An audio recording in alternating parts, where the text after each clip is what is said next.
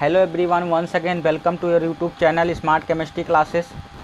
आज हम लोग क्लास 12th की केमिस्ट्री का यूनिट सेकेंड का लेक्चर नंबर 6 पढ़ने वाले हैं।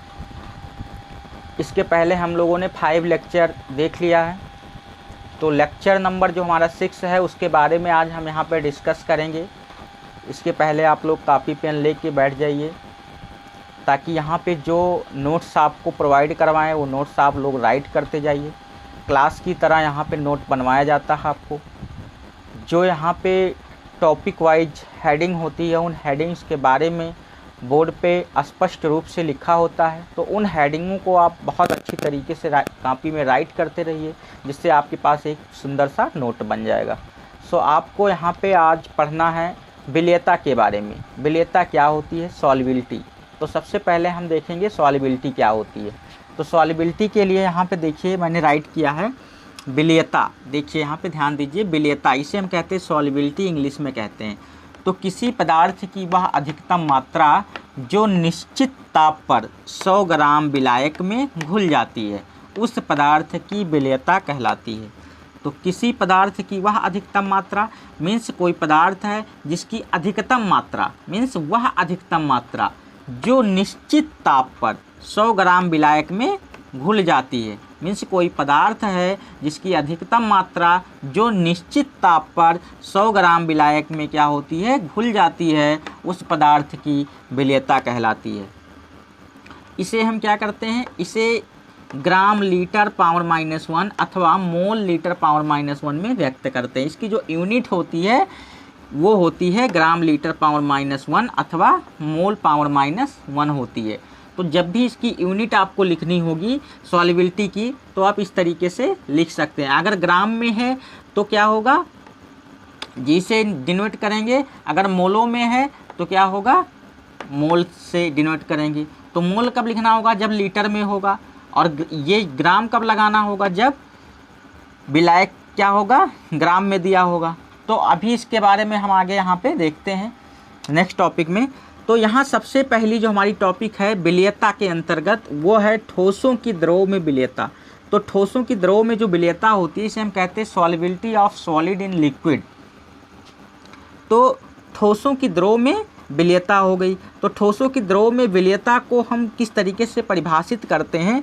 देखिए सबसे पहले यहाँ पे देखिए मैंने राइट कर दिया है कि 100 ग्राम विलायक में उपस्थित ठोस की विलेय की ग्राम में अधिकतम मात्रा को ठोस की द्रव में विलेयता कहते हैं। तो यहाँ पे ध्यान से समझिए, 100 ग्राम विलायक में उपस्थित ठोस विलेय की मीन्स जो 100 ग्राम विलायक है उसमें उपस्थित ठोस विलेय की, यानी जो विलेय है वो क्या हमारा ठोस है, कि ग्राम में अधिकतम मात्रा को ठोस की द्रव में विलेयता कहते हैं। और इसको दूसरी तरीके से परिभाषित करना चाहते हैं तो इस तरीके से लिख सकते हैं, 1 लीटर विलयन में मीन्स जब ये लीटर में दिया होगा तो क्या होगा? 1 लीटर विलयन में। तो यहाँ पे ध्यान दीजिएगा, 1 लीटर विलयन में उपस्थित ठोस पदार्थ के मोलों की अधिकतम संख्या को ठोस की द्रव में विलेयता कहते हैं। तो 1 लीटर विलयन है जिसमें उपस्थित कोई ठोस पदार्थ है और उसमें उपस्थित मोलों की जो अधिकतम संख्या है उसी को हम क्या कहते हैं? ठोस की द्रव में विलेयता कहते हैं। तो यहाँ पे देखिए, जब हमने बताया था आपको कि यहाँ ग्राम लीटर पावर -1 कब लिखना है? ग्राम पावर लीटर -1 तब लिखना है जब ग्राम में दिया हो। मीन्स यहाँ देखिए विलायक किस में था? ग्राम में दिया हुआ था। अब यहाँ पे देखिए आप, यहाँ लीटर में दिया हुआ है। तो जब यहाँ लीटर में दिया हुआ है तो हमें यहाँ क्या लिखना होगा? इसकी यूनिट अगर लिखनी हो तो हमें क्या लिखना पड़ेगा? ग्राम लीटर पावर -1 लिखेंगे। लेकिन अगर इसकी यूनिट लिखनी हो तो हम लिखेंगे मोल लीटर पावर -1 लिखेंगे। तो आपको ये टॉपिक अच्छे से समझ में आ गया होगा। आप लोग इसका स्क्रीनशॉट ले लीजिए और फिर इसके बाद आगे डिस्कस करते हैं इसमें। सो आप इसका स्क्रीनशॉट लीजिए, फिर नेक्स्ट देखते हैं।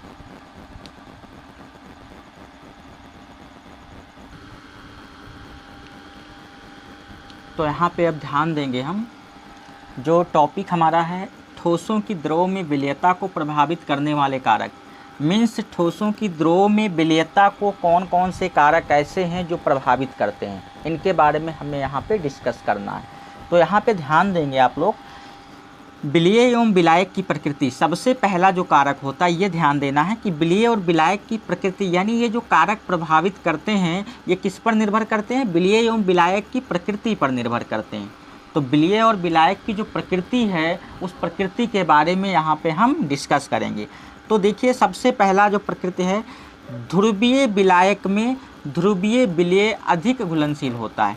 मीन्स अगर ध्रुवीय विलायक है, मान लेते हैं कोई ध्रुवीय विलायक है, तो उसमें जो ध्रुवीय विलयन होगा वो अधिक घुलनशील होगा। मीन्स उसकी जो घुलने का क्षमता होगा वो क्या होगा, अधिक होगा। तो जो अधिक घुलनशील विलायक होगा वो क्या होगा, अधिक घुलनशील विलयन को अपने साथ घुला लेगा। तो देखिए यहाँ पे देखिए क्या दिया है, जैसे एग्जाम्पल में H2O में NaCl व KCl अधिक घुलनशील है। तो H2O में मान लीजिए पानी है, तो पानी में अगर नमक को घोलेंगे तो क्या होगा, नमक बहुत तेज़ी से घुल जाएगा, मीन्स अधिक घुलनशील है। KCl पोटेशियम क्लोराइड को भी अगर घोलेंगे पानी में तो क्या होगा, अधिक घुलनशील है। लेकिन यहाँ पे देखिए दिया हुआ है C6H6 मीन्स यहाँ पे बेंजीन दिया है में NaCl व KCl कम घुलनशील है। मीन्स यहाँ पे जो बेंजीन है इसमें NaCl और KCl कम घुलनशील है। तो देखिए यहाँ पे जो है H2O में NaCl व KCl अधिक घुलनशील है। तो ये क्यों अधिक घुलनशील है इसको हम जान लेते हैं पहले। क्योंकि देखिए जो ऑक्सीजन है, तो ऑक्सीजन जो है, ये मान लीजिए ऑक्सीजन है, तो यहाँ से ऑक्सीजन, अब ये H2O है, तो देखिए ये एक ऑक्सीजन हो गया और इसके साथ क्या लग जाएंगे, 2 हाइड्रोजन लग जाएंगे। क्या लग जाएंगे, 2 हाइड्रोजन लग जाएंगे। एक ऑक्सीजन है, 2 हाइड्रोजन है यहाँ पे। अब यहाँ पे देखिए जो हाइड्रोजन है इनके पास कितने इलेक्ट्रॉन होते हैं, सिंगल इलेक्ट्रॉन होते हैं। और इसके पास कितने होते हैं, इसके पास कितने इलेक्ट्रॉन होते हैं, 2,6 होता है। तो यहाँ पे मान लीजिए 4 इलेक्ट्रॉन हो गए और एक इसके साथ आ गया, एक इसके साथ आ गया। तो अब देखिए ये कि हाइड्रोजन के पास भी इलेक्ट्रॉन है, एक इसके पास भी इलेक्ट्रॉन है। अब यहाँ क्या होगा, जो ये हाइड्रोजन है ये ऑक्सीजन वाले यहाँ से क्या होगी, विद्युत ऋणात्मकता ऑक्सीजन की अधिक है। तो जिधर विद्युत ऋणात्मकता जिसकी अधिक होगी उधर इस इलेक्ट्रॉन को क्या कर लेगा, आकर्षित कर लेगा। तो ये क्या करेगा, यहाँ पे ये दोनों इलेक्ट्रॉन किधर चले जाएंगे, ऑक्सीजन की तरफ खिंच जाएंगे। मीन्स हाइड्रोजन वाला इलेक्ट्रॉन ऑक्सीजन की तरफ खिंच जाएगा। और इससे एक तो जुड़ा ही था क्योंकि इसकी विद्युत ऋणात्मकता क्या है, अधिक है। तो विद्युत ऋणात्मकता अधिक होगी तो इसको अपने पास क्या करेगा, आकर्षित कर लेगा।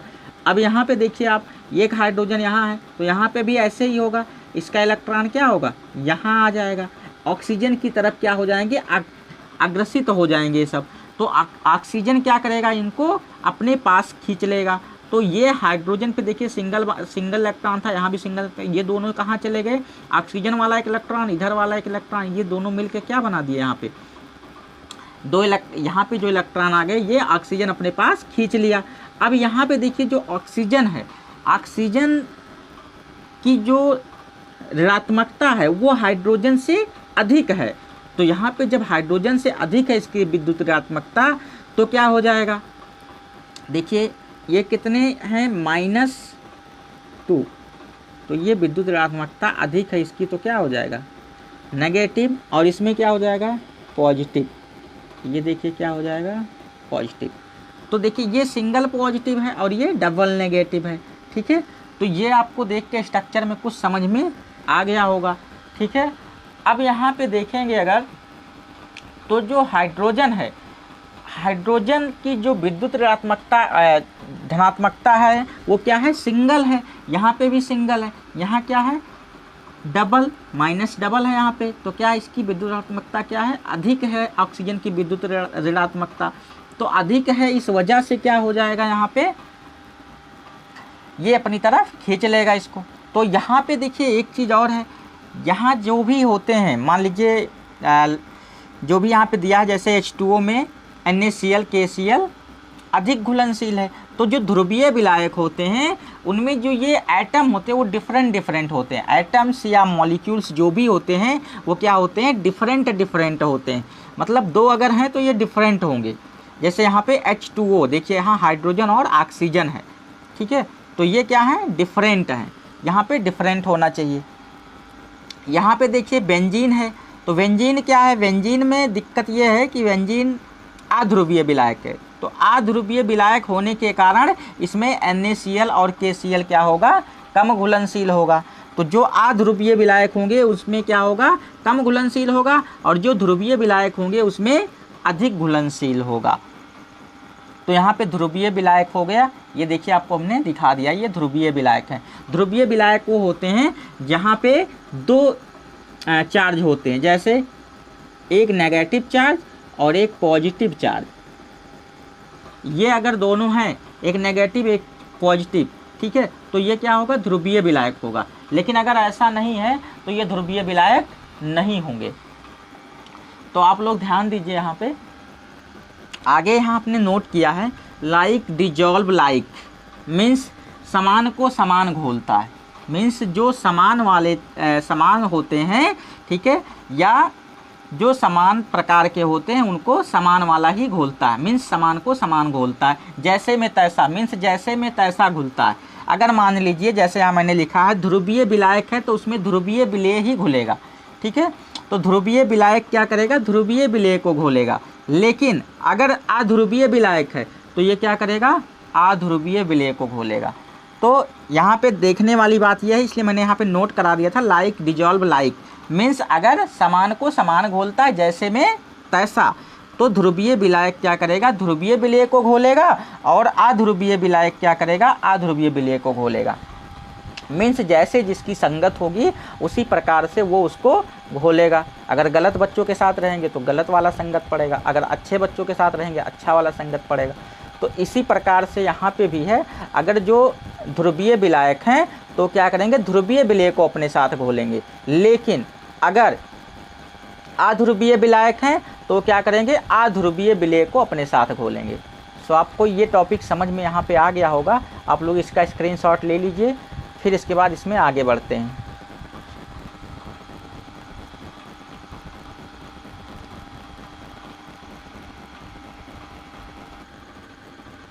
तो अब यहाँ पर देखेंगे हम ध्रुवीय तथा अध्रुवीय अणु की पहचान कैसे होगी।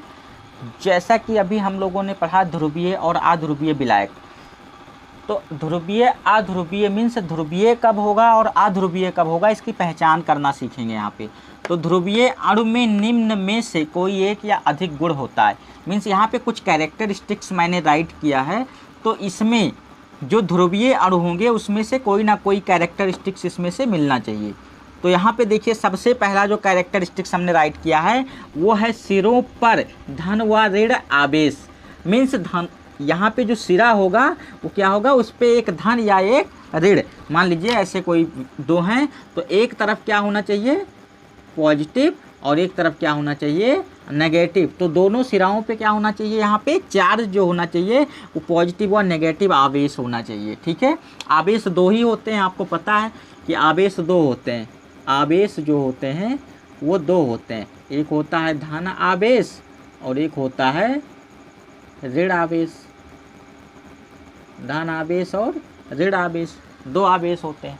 तो अब यहाँ पे देखिए दूसरा है असंतुलित संरचना, मीन्स उसकी जो संरचना है वो क्या होगी, असंतुलित होगी।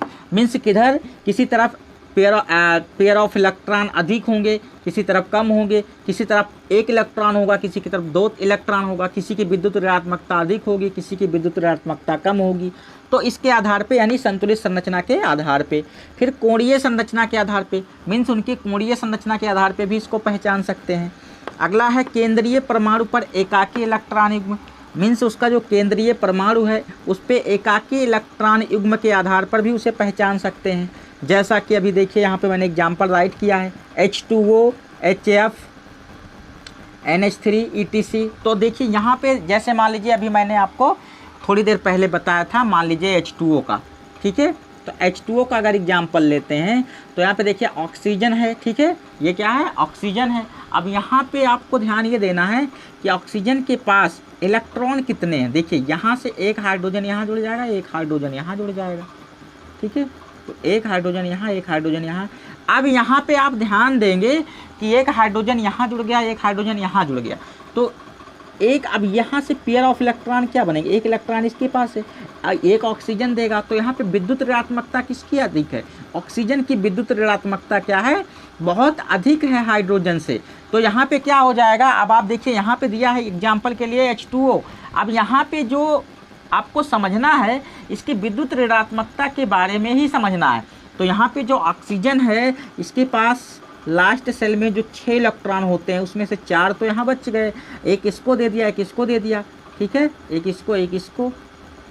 अब इसके साथ क्या होगा, ऑक्सीजन की विद्युत ऋणात्मकता अधिक है, इसलिए इन इलेक्ट्रॉनों को, इस हाइड्रोजन को क्या करेगा, अपनी तरफ आकर्षित कर लेगा। क्या कर लेगा, अपनी तरफ आकर्षित कर लेगा। तो देखिए ये किधर चले गए, ऑक्सीजन के पास चले गए। तो यहाँ पे जो ऑक्सीजन है वो क्या है, विद्युत ऋणात्मकता ऑक्सीजन की क्या है, अधिक है, ठीक है, और हाइड्रोजन की कम है, ठीक है। इसलिए यहाँ पे इसके तरफ इलेक्ट्रॉन ज़्यादा आकर्षित हो गए, तो इसलिए इलेक्ट्रॉन इधर झुक गए। तो आप देखिए यहाँ पे ध्यान से समझिए कि इसमें हमने क्या बताया, H2O का एग्जाम्पल बता दिया। अब इसी तरीके से मान लीजिए हम यहाँ पे HCF का एग्जाम्पल देख लें। HCF है तो सॉरी HF है, ठीक है, तो HF का एग्जाम्पल जैसे देख लें तो HF में क्या हो जाएगा। अब आप ध्यान से समझिएगा, यहाँ पे H क्या है, यहाँ पे H क्या है, यहाँ पे पॉजिटिव है, H क्या है, पॉजिटिव है, और F क्या है, नेगेटिव है। तो यहाँ पे विद्युत ऋणात्मकता किसकी अधिक है, F की अधिक है। तो विद्युत की ऋणात्मकता अगर F की अधिक है तो F क्या करेगा, इसको, इलेक्ट्रॉन को अपनी तरफ क्या करेगा, आकर्षित कर लेगा, यानी इलेक्ट्रॉन इसकी तरफ झुक जाएंगे। तो इलेक्ट्रॉन इसकी तरफ ज़्यादा झुक गए तो क्या हो गया, इसकी विद्युत ऋणात्मकता अधिक हो गई। तो यहाँ पे अब आप देख रहे हैं एक सिरे पे क्या आ गया, धन आवेश, एक सिरे पे ऋण आवेश। तो ये क्या हो गया, इसके आधार पे हम क्या कर लिए, इसका पहचान कर लेंगे। अब इसके बाद में देखिए, अब ये ध्रुवीय विलायक, ये क्या कहलाएंगे, ध्रुवीय विलायक कहलाएंगे, ठीक है। अब इसके बाद में देखिए हमने एक एग्जाम्पल और ले लिया है NH3 का, ठीक है। तो यहाँ पे दिखा देते हैं आपको, इसको इरेज कर देते हैं, फिर यहाँ पे दिखा देते हैं।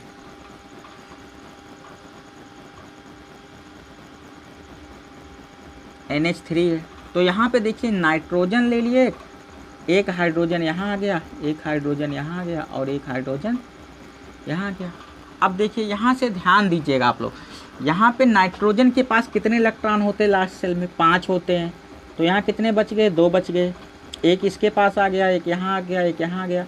अब ये क्या करेगा, इसके पास एक यहाँ, एक यहाँ, एक यहाँ, ये है। तो ये क्या करेंगे, ये इलेक्ट्रॉन किधर जाएंगे, क्योंकि नाइट्रोजन की विद्युत ऋणात्मकता क्या है, अधिक है। तो इलेक्ट्रॉन हाइड्रोजन वाले कहाँ जाएंगे, इधर आएंगे, इधर झुक जाएंगे, इसका भी इधर झुक जाएगा, इसका भी इधर झुक जाएगा, ठीक है। तो अब ये देखिए यहाँ पे विद्युत ऋणात्मकता किसकी अधिक है, नाइट्रोजन की विद्युत ऋणात्मकता अधिक है। यहाँ पे देखिए, ठीक है। तो इस स्ट्रक्चर से आपको समझ में आ गया होगा कि जो रिएक्टिव तत्व होते, ज़्यादा जिसकी विद्युत ऋणात्मकता अधिक होती है, वो क्या करते हैं, उनकी तरफ इलेक्ट्रॉन झुक जाते हैं।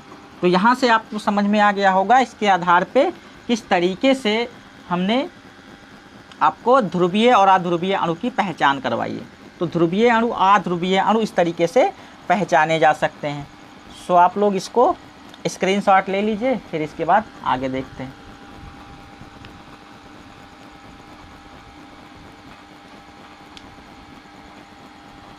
तो ये आपको समझ में आ गया होगा ये टॉपिक। यहाँ पे आप लोग अगर किसी को कोई प्रॉब्लम होती है, कुछ नहीं समझ में आता है, तो आप लोग कमेंट सेक्शन में पूछिएगा। कमेंट सेक्शन में आपको दोबारा से मैं एक्सप्लेन कर दूंगा, लेकिन आप लोग इसको 1 से 2 बार ट्राई करिएगा। पहले 1 से 2 बार जब ट्राई करेंगे, 102 बार पढ़ेंगे, उसको अच्छे से नोट्स बनाएंगे, तो आपको ये कम्प्लीटली आपका तैयार हो जाएगा। सो आप लोग इसको ध्यान से करिए। तो अब यहाँ पे हम देखेंगे ताप का प्रभाव, इफेक्ट ऑफ टेम्परेचर। इसका इफेक्ट क्या पड़ेगा, टेम्परेचर का इफेक्ट क्या पड़ता है इन पे। तो यहाँ पे देखिए, जो टेम्परेचर बढ़ाते हैं तो विलेयता बढ़ती है। यानी यहाँ पे 2 प्रकार के ऐसे आपको कंपाउंड्स मिलेंगे जहाँ पे जिसका किसी का टेम्परेचर बढ़ाएंगे तो उसकी विलेयता बढ़ेगी, और किसी में जिसका ताप बढ़ाएंगे तो उसकी विलेयता घटेगी। जैसे यहाँ पे देखिए एग्जाम्पल दिए हैं हमने, ताप यहाँ पे बढ़ाया गया तो यहाँ पे विलेयता बढ़ गई। यहाँ पे क्या क्या होते हैं, Na NO3, NaCl, NH4Cl, KNO3, ETC आदि इस टाइप के जो कंपाउंड हैं। यहाँ पे देखिए ताप बढ़ाने पे यहाँ विलेयता घट रही है। यहाँ पे क्या हो रहा है, CaO, CaCO3। तो देखिए CaO कैल्शियम ऑक्साइड और यहाँ कैल्शियम कार्बोनेट दोनों एग्जाम्पल लिए गए हैं। यहाँ पे जब हम टेम्परेचर को बढ़ाते हैं तो इसकी विलेयता क्या हो जाती है, कम हो जाती है। यहाँ फिर देखिए मैंने लिखा है इन सब का जो निचोड़ है वो है यह अभिक्रिया की प्रकृति पर निर्भर करता है। मेन डिपेंड कहाँ करता है, अभिक्रिया की जो प्रकृति होती है उस अभिक्रिया की प्रकृति क्या है।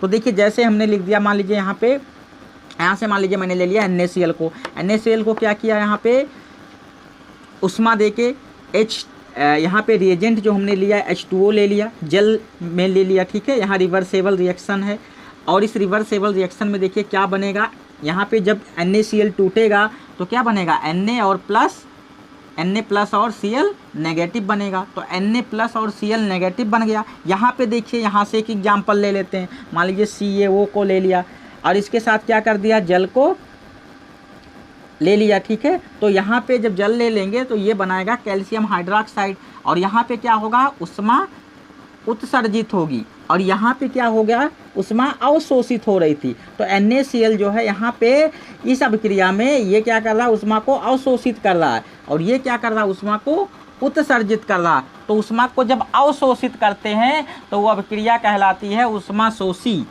ये क्या कहलाती है, उष्मा शोषी अभिक्रिया कहलाती है। और ये क्या कहलाएगा, ये अभिक्रिया होती है उष्मा शोषी अभिक्रिया।